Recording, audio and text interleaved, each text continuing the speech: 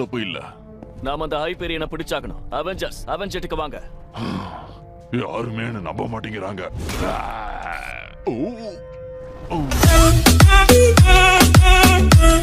முடியலையா? டாக்ஸி!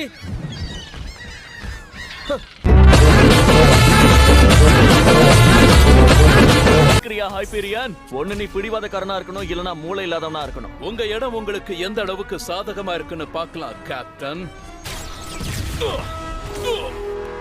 உன் குரலை கேட்டாலே எனக்கு ரொம்ப வெறுப்பா.